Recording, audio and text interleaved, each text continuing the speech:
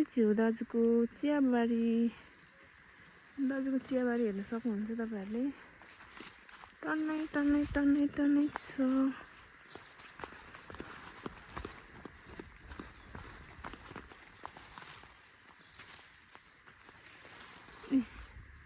यो चाहिँ हो हाम्रो दाजुको चियाबारी। उतापट्टि पनि छ अझै।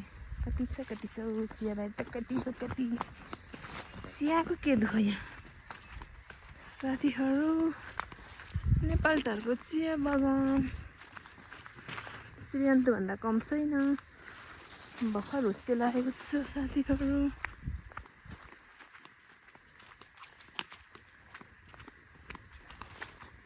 यता आउँदा पनि रहेछ नि हौ भगवान्, कसरी काट्ने होला यस्तोमा चाहिँ।